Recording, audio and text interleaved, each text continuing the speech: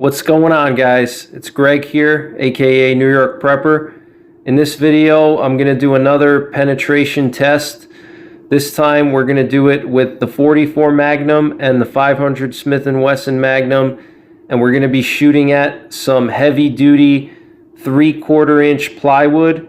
And this plywood is made of southern yellow pine, and it's a 5-ply 3/4 inch plywood. It's a heavy-duty plywood, and we're going to see how many sheets of plywood we can penetrate with the 500 Smith & Wesson Magnum and the 44 Magnum, and we're going to see the difference between the two cartridges.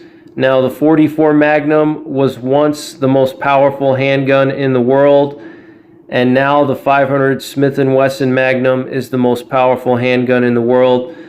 So we're going to see how these two brutes do against some heavy-duty plywood.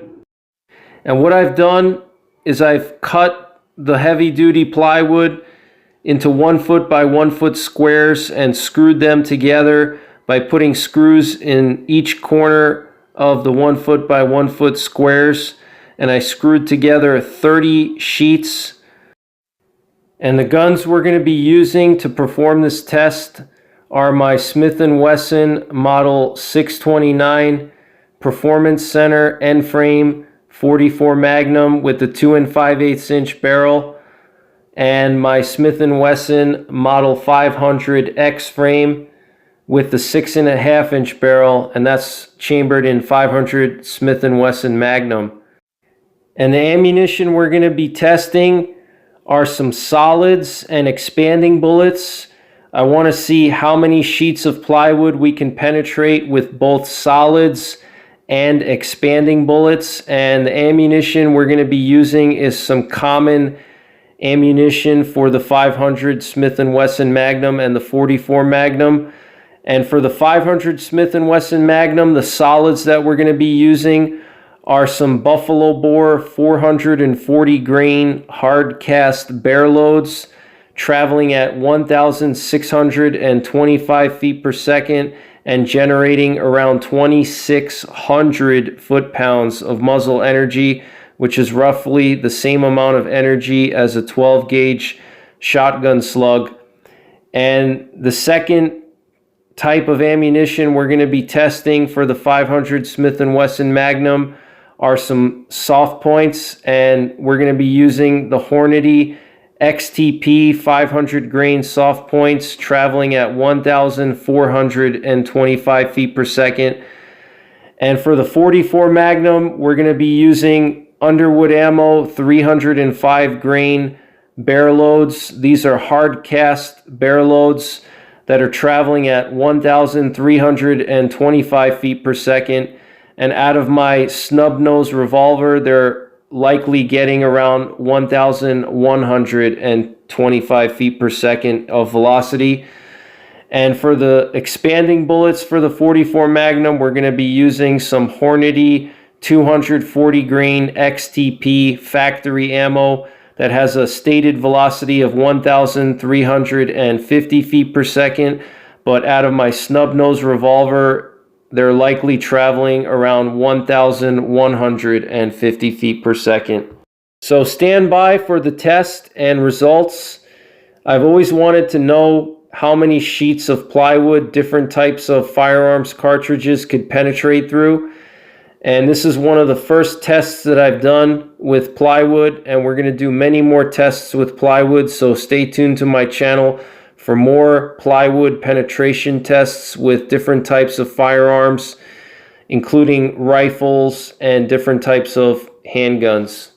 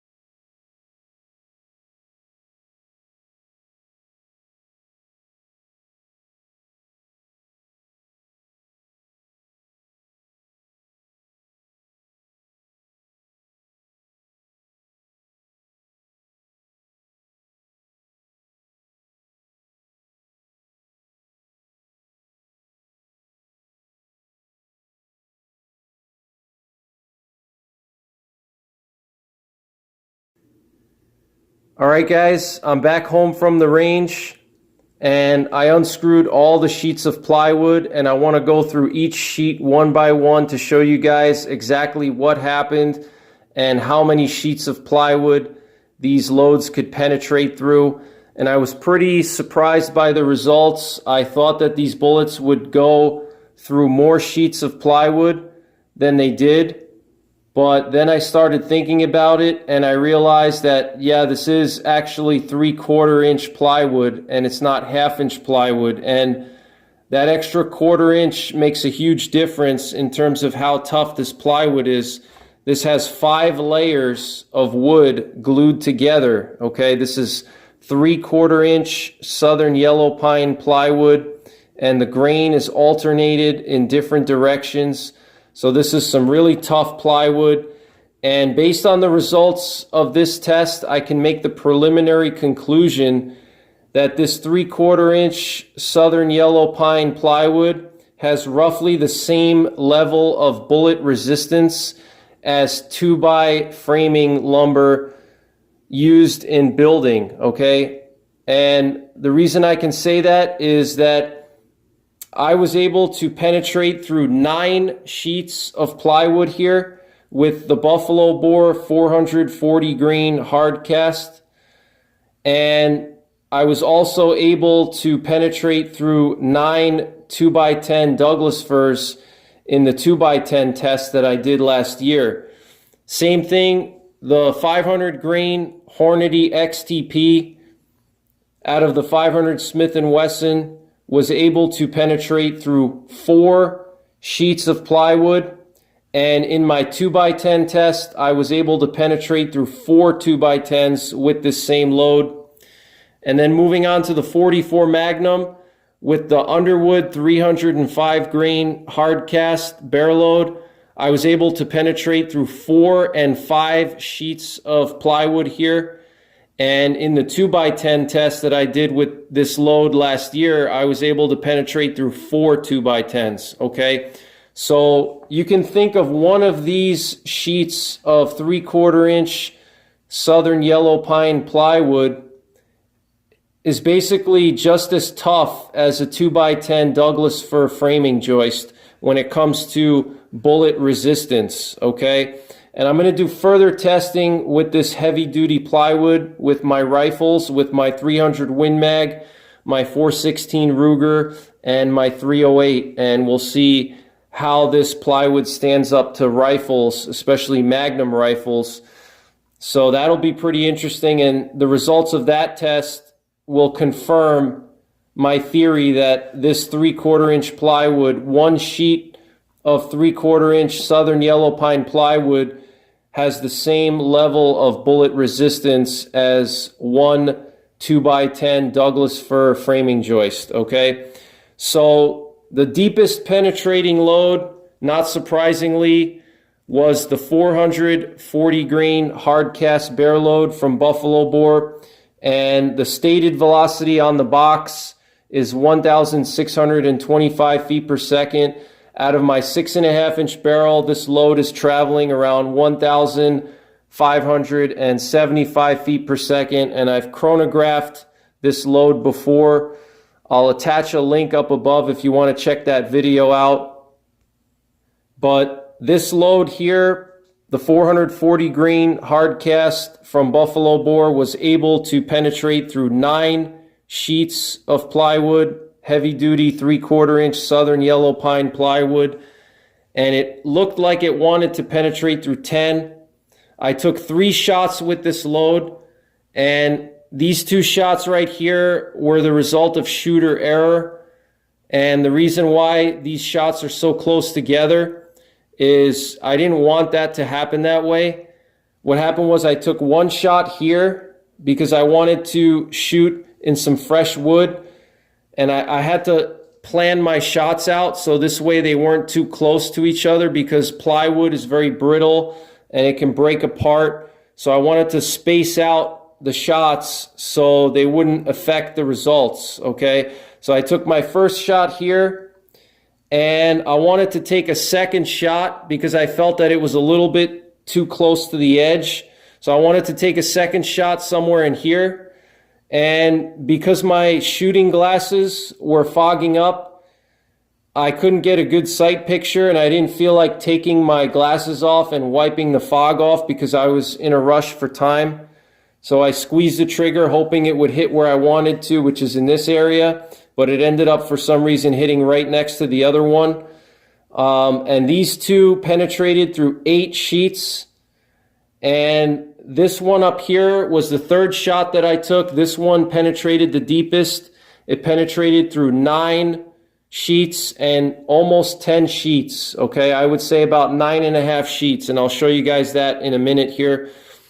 Then I took a shot with the Hornady 500 grain XTP, and this one has a stated velocity on the box of 1,425 feet per second and generating around 2,300 foot-pounds of muzzle energy.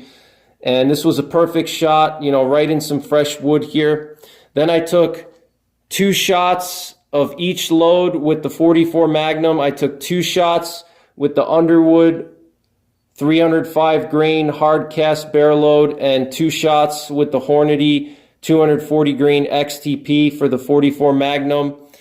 And this 305 grain hardcast barrel load has a stated velocity on the box of 1,325 feet per second, but out of my snub-nosed 2 5/8 inch barrel revolver, it's getting around 1,125 feet per second in velocity. And I've actually done chronograph testing with this load and other loads out of my snub-nosed 44 Magnum, and I'll leave a link up above if you want to check that video out so you can see exactly what kind of velocities I get out of that snub-nosed revolver that I used in this test. But more or less, I lose about 150 feet per second to 200 feet per second with the snub-nosed revolver over the factory listed velocities, okay? And with my 6.5 inch barrel 500 Magnum, I lose about 50 feet per second when compared to factory stated velocities, okay? Because most of the factory stated velocities are based on the 8 3/8 inch barrel, and mine is a 6.5 inch barrel. So I lose about 50 feet per second typically from the factory stated velocities. So the 500 grain XTP was able to penetrate through 4 sheets, and it looked like it almost wanted to penetrate through 5. The 240 grain 44 Magnum XTP hollow points from Hornady, which have a stated velocity on the box of 1,350 feet per second, and out of my snub-nosed revolver probably are getting around 1,175 feet per second. These guys penetrated through 3 and 4 sheets of plywood, okay? So almost the same depth of penetration as the 500 Magnum with the 500 grain XTP soft point. So that's pretty interesting. And I think the reason why these 240 grain XTPs were able to penetrate almost as deep as the soft point 500 Magnum is because they have a slower velocity. They're probably only traveling around 1,200 feet per second or 1,150 feet per second. So these hollow points didn't really expand, and they were able to penetrate deeper than they should have. And these 305 grain hardcast barrel loads were able to penetrate through 5 sheets and 4 sheets of plywood, okay? So I want to go through each sheet now one by one, and at the end of the video I'm going to weigh all the bullets to see what kind of weight retention we got and how these bullets deformed and expanded. So here's the first sheet, okay, as you guys see here on the back. All right, pretty big hole here from the 500 grain Hornady XTP soft point. It's biggest hole out of all of them. You can see the hardcast 500 Magnums are pretty much roughly the same size hole as the 44 Magnum, but here you can see the soft point 500 Magnum leaves a much bigger exit hole, okay? So here we have sheet number 2. They all penetrated through sheet number 2. You can see that big hole from the 500 grain soft point. And here's the exit hole. Look at the size of the exit hole here. Now what's interesting with this 3/4 inch plywood is it's pretty tough stuff. You can see that the plywood around the bullet holes is still intact. So this is some pretty tough plywood. Normally when you shoot plywood, it rips apart and it breaks apart, especially the 1/2 inch plywood. But this 3/4 inch plywood, it behaves more like wood. It doesn't, blow apart all the different pieces around the bullet hole. So that's pretty interesting. So here's the second sheet. Here we have the third sheet. We have our 44 Magnums here, okay? And here we have our hardcast 500 Magnums, and then here we have our soft point 500 Magnum. And you can see that huge hole there from the soft point 500 Magnum. Look at how big that hole is there. Here's my thumb, okay? Just so you guys can see how big that hole is. It's probably, I would say, about 1 inch in diameter. Okay, it's pretty impressive. And here's the exit holes. Okay, they all penetrated the third sheet. And here we have the fourth sheet. And we have one of our 44 Magnums is stuck over here. This is the Hornady 240 grain XTP. Okay, you can see that it's buried in there, and it's kind of it's not in a nose forward position. You can see that it kind of tumbled to the side and got stuck in the fourth sheet, but every other bullet continued to penetrate. And here you can see this huge hole here from the 500 grain XTP. I mean, it's just a massive hole. Here's the exit holes on the fourth sheet, and you can see that one 240 grain XTP did not penetrate the fourth sheet. It got stuck in the fourth sheet, and you can see it's kind of got this big dimple here, okay? But everything else penetrated through. All right, look at these exit holes from the 500 grain soft point here. The exit holes from the 500 Magnum and the 500 grain soft point. Look at how big they are, okay? Now moving on to the fifth sheet, we can see the other 44 Magnum stuck over here in the fifth sheet. This is the 240 grain XTP hollow point. Okay, you can see it's sideways in the wood, okay? All right, it's stuck sideways. And we also have one of the hardcast bullets here stuck in the fifth sheet, okay? And we also have the 500 grain soft point for the 500 Magnum stuck in the fifth sheet as well. And the hardcast 500 Magnums are still going through, and one of the 44 Magnum hardcast penetrated through this one as well. Now moving on to the back, you can see the Hornady 500 grain XTP for the 500 Magnum. It looks like it wanted to penetrate through the fifth sheet, okay? You can see it started cracking the last layer of the plywood here, but it didn't quite go through. And then here's the hole, well, not really the hole, but the dimple from the other 44 Magnum 240 grain XTP. So pretty impressive penetration with the 44 Magnum. It's, as you see, it's able to hang with the 500 Magnum in certain situations.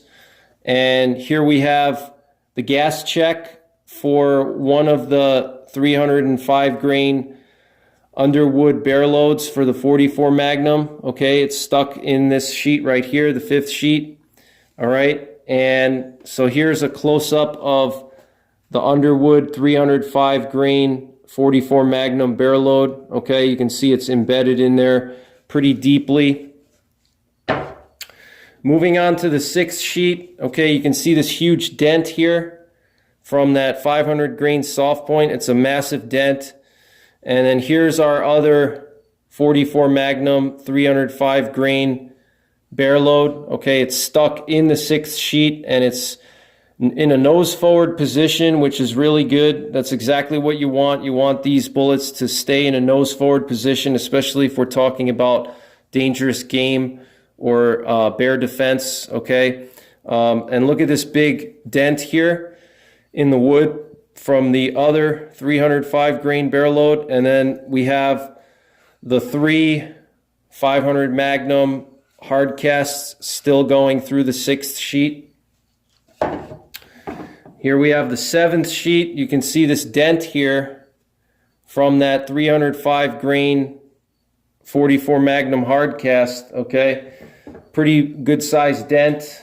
Actually, I didn't show you guys the back of the 6th sheet. So here's the back of the 6th sheet, and you can see that 44 Magnum trying to push through the 6th sheet, but it couldn't go through, okay? All right, so they're still going through the 7th sheet, the 500 Magnum hard casts. Here's the exit holes on those. Here's the 8th sheet. Okay, you can see they went through the 8th sheet. All right, all 3 of them. And we have a gas check here. All right, we have some lead also deposited. We have 2 gas checks here. Okay, I'm sorry, we have 1 gas check here, and we have 1 gas check over here in the 9th sheet. Okay, so pretty interesting. So here we have the 9th sheet, and so here are the 2 440 grain hard cast barrel loads that I shot right next to each other. Pretty interesting that they both penetrated exactly the same depth. They got stuck in the 9th sheet. And the 3rd shot that I took, this one went through the 9th sheet, okay? And it got stuck in the 10th sheet, and it almost penetrated the 10th sheet. But here you can see the exit hole for the 3rd shot that I took. And then these 2, as you can see, they didn't penetrate. They just kind of got stuck in here and left this big dimple. And here's the 10th sheet. Look at this big dent here, okay? And here's the deepest penetrating bullet from this test. Okay, the 3rd shot with the Buffalo Bore 440 grain hard cast. Look at how much of that bullet penetrated through this sheet. You know, I would say about half of the bullet went through. Okay, look at that, guys. Check that out. It went through quite a bit. All right. So it almost penetrated through 10 sheets. So that's pretty impressive, okay? So I'm going to say it penetrated 9.5 sheets, and I'm going to pull this bullet out and weigh it, but it looks like it retained a lot of its weight. Okay, look at the nose here. It got a little bit smeared and flattened, but that's normal with a hard cast bullet. So pretty cool. And just look at this big hole that it left in the 11th sheet. Look at this huge hole here. It's pretty deep. Okay, look at how deep that hole is. Okay, I can fit my finger in there. Okay,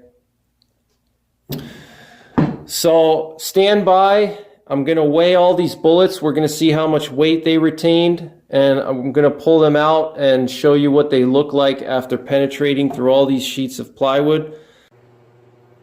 All right, guys, so I pulled out all the bullets from the plywood, and I want to weigh them for you so we can see what kind of weight retention we got.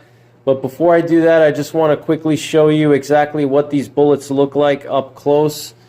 So these are the 2 Buffalo Bore 440 grain hard cast barrel loads.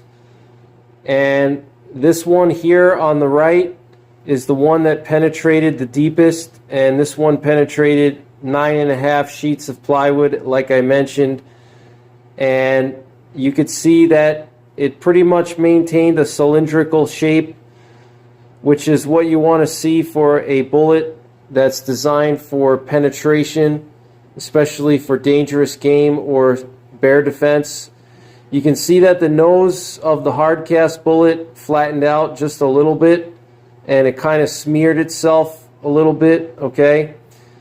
So there's an up close look at the nose. Okay, you can see it kind of smeared a little bit, and that is normal for hardcast bullets because hardcast bullets are still lead, so they are kind of soft.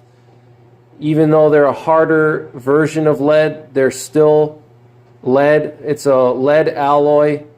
This particular bullet, I believe, has a Bresnell hardness of 21. So this was the deepest penetrating bullet in the test, okay? And then here was one of the other 440 grain hard casts. And I believe this one hit a knot in the plywood, because when I was digging it out of the plywood, I saw a little knot as I was digging through the plywood. So I think there was a knot in the plywood, which explains why this one only penetrated 8 sheets and this one penetrated 9.5. And you can also see the difference in the nose. You can see the one that penetrated 9.5 sheets, it didn't smear its nose as much. The nose wasn't deformed as much. You can see it's much more cylindrical shape versus the one that hit the knot. You can see it flattened out the nose a little more, okay, and the nose was smeared a little bit more, okay. But these are the two buffalo bore hard casts for the 500 Smith & Wesson Magnum. I was able to recover the gas checks as well. So what I'm going to do is I'm going to start weighing these for you. And we're just going to zero out the scale, make sure that it's properly zeroed and calibrated. So I have my calibration weight here. Okay, and it says pass. That means that we're good to go.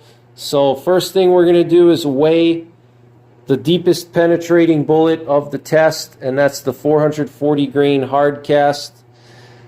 And this one weighs 408 grains, so it lost 32 grains, which is not bad. You know, that's still over 95% weight retention. You know, I don't know the exact number. I'd have to do the math. But 408 grains of weight retention after penetrating through 9.5 sheets of heavy-duty 5-layer 3/4 inch plywood. So now let's go to the other 440 grain hard cast, and that one retained 390 grains, okay, and that makes sense because you can see the nose got smeared a lot more because it hit those knots, okay. So that's what it looks like. Moving on to the other 500 Magnum that we tested, the other load from the 500. Here's the Hornady XTP 500 grain soft point. And this is literally what I recovered. It's just a giant mass of lead. You can see some copper jacket material in here. Okay, but this is just a giant mass of lead.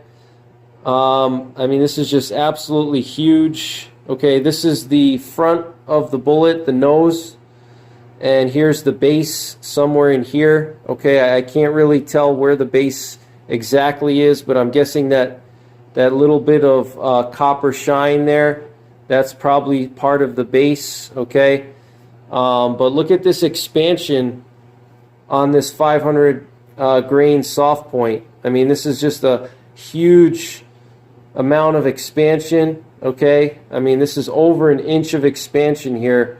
Look at how big this massive bullet. Could you imagine this thing inside of your body? This is just crazy. So let's weigh this thing and see how much weight we retain. I also got these little chunks of lead that I found next to it. So interestingly, the 500 grain soft point retained more weight than the hard cast.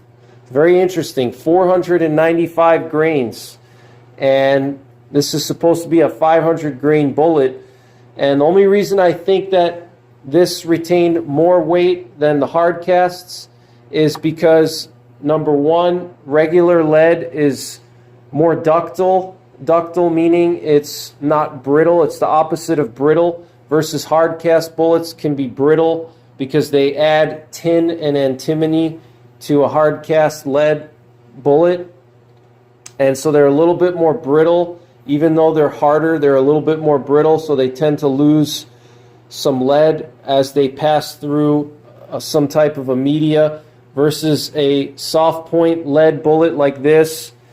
It's more ductile, and it, rather than losing its material, it just flattens out and mushrooms up and slows itself down. And it also was traveling at about 200 feet per second less than the hardcast. So that's why we got so much weight retention with this soft point. So now let's go to the 44 Magnums. So here we have the two 305 grain bear loads, okay? I want to show you guys these bear loads here, these hard cast bullets, okay?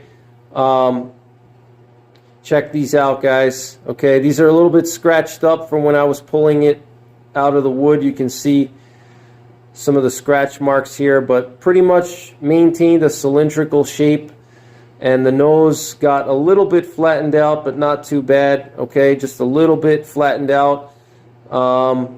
Here's the other one, okay? So let's see what kind of weight retention we got with these. And I'm just going to make sure I put the gas check on as well. So 284 grains of weight retention, and this is supposed to be 305 grains, so it only lost 20 grains. That's really good. It's 97+% weight retention.